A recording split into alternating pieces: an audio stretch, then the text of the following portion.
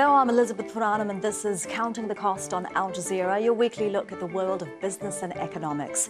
This week, Israel's finances are under strain and its budget deficit is widening. The nation's credit rating has been downgraded for the first time in its history. Could it face a financial crisis? Tariffs, tax cuts and hiring Elon Musk. Donald Trump has outlined his vision for the future of the United States. So how does his plan compare to that of Kamala Harris? And will it work? China's leader has pledged more than $50 billion in financing for Africa. We look at what's behind Beijing's move to woo African nations.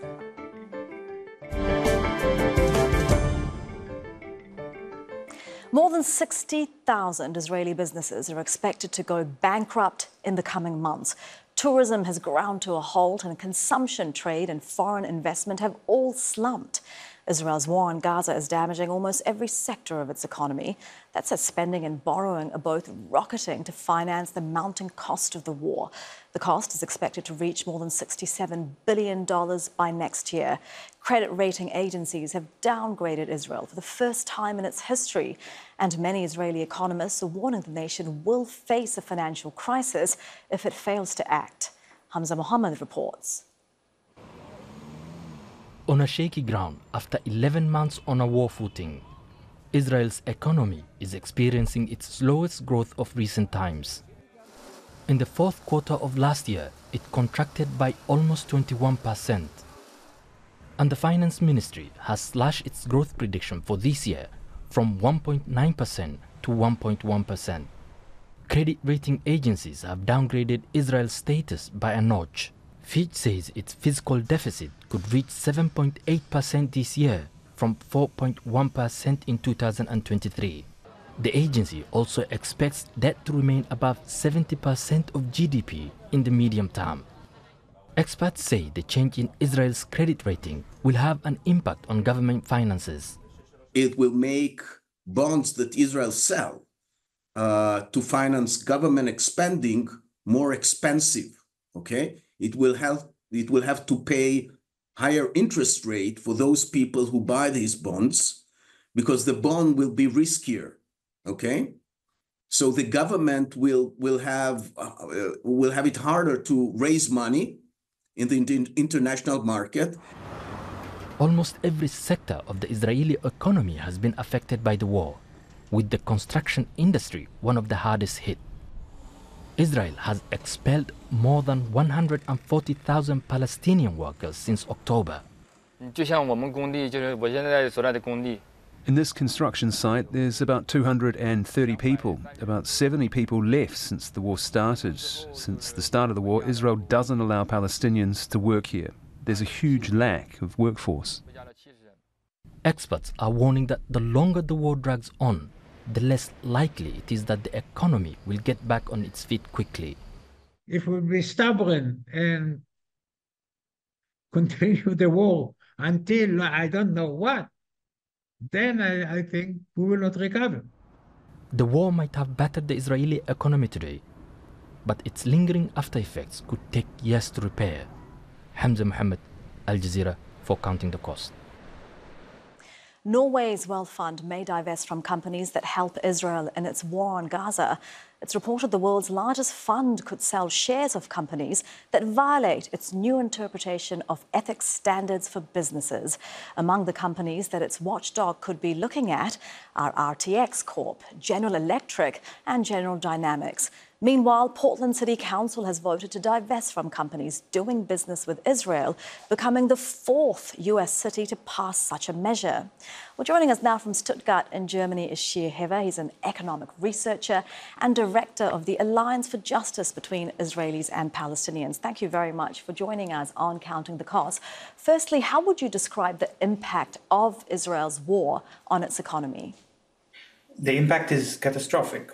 Israel has crossed every possible red line in terms of planning the amount of resources that they're willing to spend. Not only have they committed and they are committing genocide against Palestinians in Gaza, and this is the most important issue, the loss of lives, but in order to do so, they have sacrificed their own future. And the economic crisis is something which I seriously doubt they will ever be able to recover from. Okay, you say it's catastrophic and they've crossed every red line. If we look at some of those red lines, military spending, for example, do you think that raising the annual military spending will hurt the economy in the long term, given Israel has surpassed the current military spending level during wars before, and it has always recovered? Indeed, there were economic crises in the history of Israel in the 50s and the 60s when Israel had a more socialist economic structure. Of course, socialist only for Jews, so it's an ethnocracy based on an apartheid system. But when there is a sense of collective responsibility and collective values for the Jewish population in Israel, there was a willingness of individuals to sacrifice for the greater collective survival. This doesn't exist anymore. Israel has become a highly capitalist economy, very individualistic, and the best educated Israelis, the most skilled Israelis, the ones who are absolutely necessary for the economy, are simply leaving. So the military spending, that is only a drop in the bucket of what's really happening in terms of this economic crisis. The fact that in order to finance the military spending, Israel is going into debt which goes out of control and is willing to sell its bonds at ever-increasing interest rates means that as an investment overall, the Israeli economy has become unsustainable. Okay, when you talk about debt, again, the economy is no doubt under strain. Deficit is widening. But what do you say to those who say the projected rise in national debt is manageable given Israel entered the war with a relatively low national debt? I think it's a misunderstanding of the way that the macroeconomic indicators are being measured. Because in fact, the things which are impacting Israel negatively are counted as if they were positive. For example, the fact that there is more private spending and more government spending in order to deal with the consequences of the war, in order to house families who were displaced from their homes, in order to increase the production in the arms factories. So that creates the image as if a recovery is possible. And in fact, the collapse of the GDP, for example, is now measured at only about 3% over the last year, when in fact, if you take into consideration the non-productive parts of the GDP that are increasing, meaning only the increase in GDP as a result of the crisis itself, as a result of dealing with the loss of properties and income, then you realize then that the actual drop in economic productivity is far bigger. And without productivity, there is no way to recover from the debt. There's simply no way to generate that income.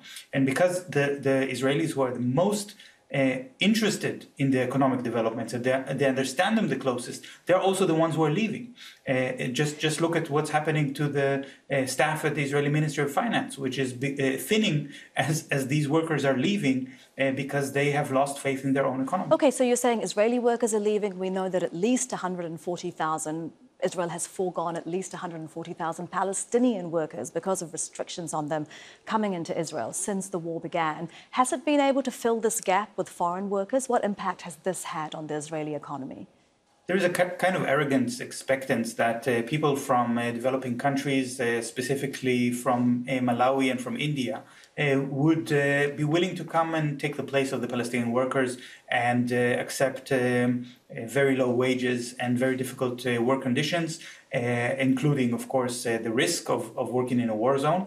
But more importantly, the expectation that they don't care about the moral, ethical implications of taking the workplaces of Palestinian workers who depend on them.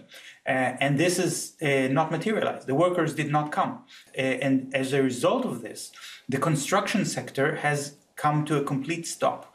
Houses, apartments are not being built in Israel because this sector is completely dependent on Palestinian labor. And now we see something very interesting. We see that while the Israeli economy is collapsing, the housing prices are not collapsing because there is such a shortage in housing.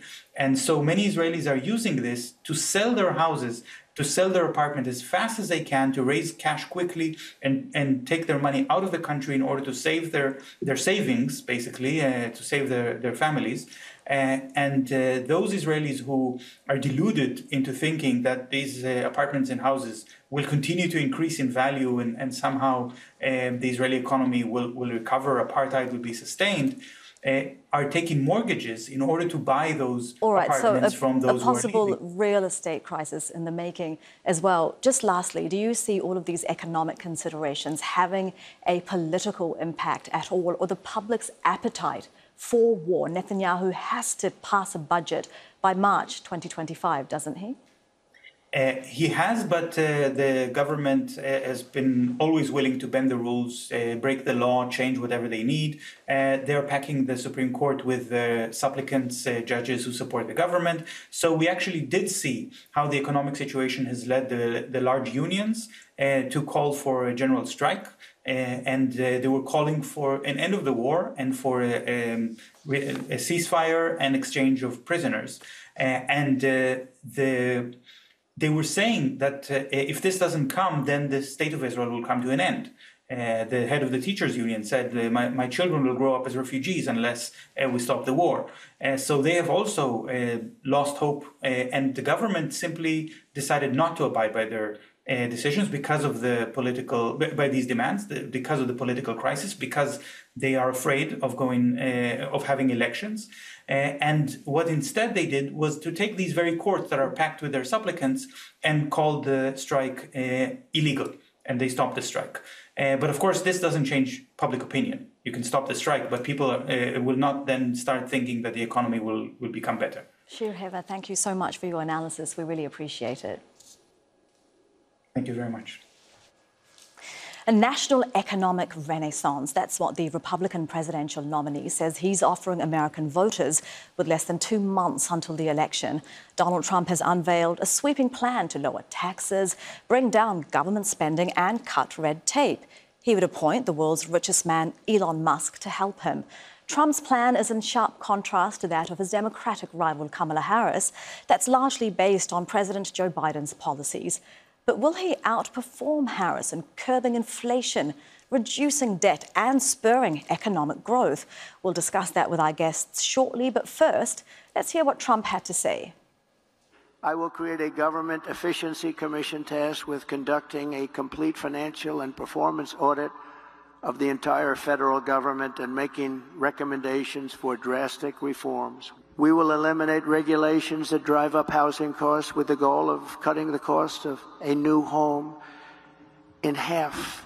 We'll create America's own sovereign wealth fund to invest in great national endeavors for the benefit of all of the American people. A reduction in the corporate tax rate from 21% to 15% solely for companies that make their product in America. To address this dire energy crisis that Kamala and Joe have created, I will immediately issue a national emergency declaration to achieve massive increase in domestic energy supply. Well, let's break down some of those pledges and have a look at how they compare to Harris's plans. Trump would lower the corporate tax rate from 21% to 15%. By contrast, Harris would raise it to 28%. Trump proposed sweeping taxes on all imports into the United States. Harris would follow Biden's policy, who's maintained or increased most of Trump's tariffs on China. Trump's plan to curb inflation includes drilling a lot more oil, already at a record high, to bring down fuel costs. Harris has again stuck with Biden's approach to bring down the prices of everyday items like prescription drugs. Both candidates have proposed plans to lower housing costs. The Penn-Wharton budget model at the University of Pennsylvania says plans by both candidates would increase the budget deficit. But Trump's plan would add almost $6 trillion to it over a decade, compared to Harris's just over $1 trillion. Well, let's bring in our guests to discuss this further. Joining us from London is Greg Swenson. He's a founding partner at Merchant Bank Brigg McAdam, and is also the chairman of Republicans Overseas. And in Washington, D.C. is Paulo von Schirach. He's the president of the Global Policy Institute think tank. We have discussed Harris's economic vision with you both on a previous episode. So let's follow up on that as we discuss Trump's policies. Greg, I'll start with you in London. It's not just the Penn-Wharton budget model forecasting that Trump would greatly increase the deficit. Others have said this. Goldman Sachs, one of the world's biggest investment banks, recently said Trump would slow economic growth. What do you think of his plan for the economy, especially compared to Harris's? Well, I think, there's probably some partisan influence at Penn Wharton as well as at Goldman Sachs. And I think they would probably look more at the dynamic growth that follows tax cuts, for example, and tax revenues end up increasing. So I think if you look at it from a static point of view, yes, Kamala, you could argue hers is only 1 trillion, Trump's is 5 trillion. Tax cuts work, and they worked for the Trump administration, especially after they took effect in 2018. 2019 was a stellar year. So I think he's got the track record. I totally agree with the corporate tax rate cut. That's always beneficial to the economy. It's better for workers. It's better for customers. It's better for shareholders. So it's worked before. It worked in 2018, and I'm sure it would work again. I'm a little bit soft on the tariffs. Tariffs, as we all know, are taxes ultimately on consumers. I think they're fine when they're selective, when they're specific toward a dedicated cause, like the unfair trade that was occurring with China. So that was not free and fair trade. So I thought it was totally justified to put some tariffs on the Chinese. And that's why the Biden-Harris administration kept those tariffs. But I do agree that, just across the board tariffs on your allies, on your best trading partners is a mistake. OK, just on the first point that you made, you think that the Penn Wharton budget model, even Goldman Sachs, that there might be some partisan analysis here. What about the non-partisan Committee for a Responsible Federal Budget, which said Harris's plan could add $1.7 trillion to the US deficit over the next decade, and that Trump's would cost taxpayers about the same? Yeah, and it's hard to look at these static models that just look at the actual simple math on how much is he cutting taxes, but you have to look at the economic growth that follows. And you saw tax revenues go up. Tax revenues in the U.S. are at all-time highs. They're way too high. I think spending is a problem. I'm not saying that Trump and other Republicans are totally innocent on spending, but you see the rapid expansion of the deficit since Biden took office. These reckless spending plans are all going to the deficit. We're not paying for it. Spending has to be cut. And I can't promise you that Trump will be as good at spending cuts as I would like, as a conservative would like. But I have to think he's going to be better than any Democrat, but especially Kamala Harris. Paolo, what do you think of what you've heard so far? Well, look, this stuff has been said before, tried and failed. Regarding the first tax cuts that occurred under Trump 1, they increased the deficit. They did not. You didn't have the revenue growth that some people magically think is going to happen. So the idea being, if we cut taxes, there's more economic activity. We expand the tax base, and guess what? Lower taxes but more revenue. That didn't happen in 2020. Right before the beginning of COVID, if we forgot, Trump presented a budget with the economy essentially at full employment and growing at a pretty decent clip above 2% with $1 trillion deficit. OK, this was Mr. Trump, 2020. Then COVID happened and everything went up, in a different place because the government was forced under Trump and also later on under Biden to pump liquidity into the economy because everything had frozen on account of COVID. But the notion that there is going to be any spending cuts under Trump is delusional, particularly because there's absolutely nothing in this plan about reforming entitlement spending, which, unless we forgot, constitute 70, and I repeat, 70% of all federal spending. To say I'm going to appoint Elon Musk as the person who will find all the, waste and the excess regulation and the simplify, streamlining policies, that's a great idea. I find it ironic that he would appoint a billionaire who's made money precisely on account of regulations of set-asides and tax preferences for electric vehicles, which, by the way, the Republicans in general hate because they think that anything that's got to do with the green economy, and that would include electric vehicles, are against America's interest.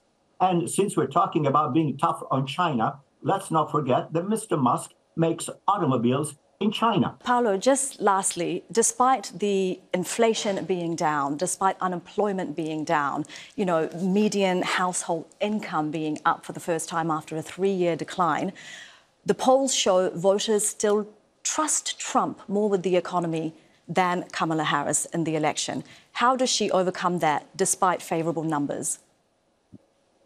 Well, just for one, let me mention the initiative that she has unveiled a few days ago about supporting the creation and the growth of small and medium enterprises.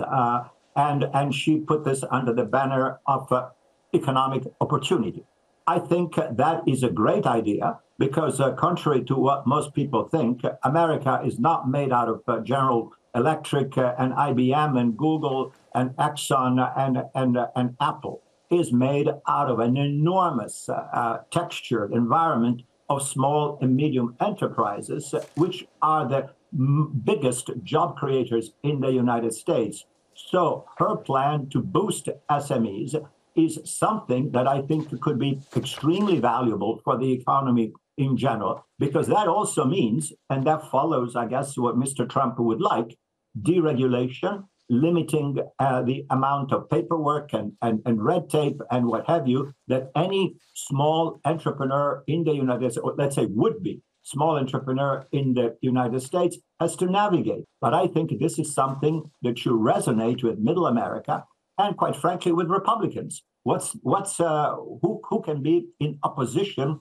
to growing small businesses, which are the life and blood of all economies around the 50 United States. The fact that at the moment still, but we'll have to see what happens after this debate in which, quite frankly, Trump didn't manage to explain any of this, and that according to polls, Ms. Harris seems to have done a lot better. We'll have to see what happens between now and the elections, which message resonates more with the voters. And by the way, we'll talk about reducing the corporate rate to 50%, but only for companies that produce everything 100% in the United States. That's a joke, because nobody does. This is a globalized economy. I would be hard-pressed to think about companies that use their entire set of inputs on U.S.-based supply chains. Maybe there's one or two. Sure. We have run out of time, but thank you both very much for your perspectives on this. That is Paolo von Schirach in Washington, D.C., and Greg Swenson in London. Thanks again. China is seeking to cast itself as the leader of the developing world. President Xi Jinping welcomed more than 50 African leaders to the Forum on China-Africa Cooperation last week. He pledged more than $50 billion in financing for the continent and to help create 1 million jobs. But Western nations and other critics accuse Beijing of luring African nations into unsustainable debt. Among them is the US, that's battling to regain influence in the continent. A report by Gallup says America's popularity is waning in Africa while that of China is growing. Veronica Pedrosa reports. Smiles and handshakes as African leaders gathered in Beijing for a tri-annual summit. They came to Beijing in the hope of striking business deals. And China says it's ready to be the trade partner for the continent. Over the next 3 years, the Chinese government is willing to provide financial support amounting to $50 billion to Africa. China is Africa's biggest trading partner. Last year, total trade between Beijing and Africa exceeded $280 billion. China has invested heavily in infrastructure projects and in the continent's rich mineral deposits. In recent years, African countries have borrowed heavily from China, collectively owing Beijing some $30 billion. Analysts say China is giving African nations new investment loans so they can pay back old ones. What it's intended is really to invest, at least in theory, into areas that generate growth and facilitate other onward investment and economic activities such that those loans can be paid back by the return they generate. Leaders insist trade relations between China and Africa are good for both sides and deny that China is debt-trapping the continent. I don't necessarily buy in the notion that when China, say, invests it is with an intention of, in the end, ensuring that those countries end up in a debt trap or in a debt crisis. China is also in competition for influence on the continent with the US. And the summit comes as Western countries impose hefty tariffs on imported Chinese goods, like electric vehicles and solar panels. And with Africa being the fastest growing continent, China may have a ready alternative market for its goods. Veronica Pedrosa, Al Jazeera, for Counting the Cost. And this is our highlight of the week. Oil price. Why does it remain subdued despite production cuts since 2022, geopolitical tensions in the Middle East, and a halt in Libya's output? In total, OPEC Plus has been holding back around 5 million barrels a day, or around 5% of supplies, to prop up prices. But despite that, the price of Brent crude, the international benchmark, has fallen to around $70 a barrel last week. That's the lowest since 2021. The oil-producing group, led by Saudi Arabia and Russia, has recently decided to delay plans to restore output by 2 months until December. That's because if that oil flowed back into the market, a glut would follow, and that would push prices further down. The decline in prices offers some relief to consumers feeling the pinch of high inflation, but it leaves prices too low for Saudi Arabia and other nations to cover government spending. Much of the drop in prices has been attributed to weak demand for oil, particularly in China, while the world is well stocked with supplies from countries outside OPEC, including Brazil, Canada, Guyana, and the United States. OPEC Plus may have prevented an oversupply with the delayed tapering of its output cuts, but it's unclear how much longer the group can keep barrels off the market. Major oil producers target oil price above $80 a barrel, while others want higher production to boost investment. And that's our show for this week. Get in touch with us on X, formerly known as Twitter. I'm at Liz Puranam, and use the hashtag AJCTC when you do, or drop us an email countingthecost@aljazeera.net as our address. And there's more for you online at aljazeera.com/CTC. That'll take you straight to our page, which has individual reports, links, and entire episodes for you to catch up on. And that is it for this edition of Counting the Cost. I'm Elizabeth Puranam. From the whole team, thank you for joining us. The news on Al Jazeera is next.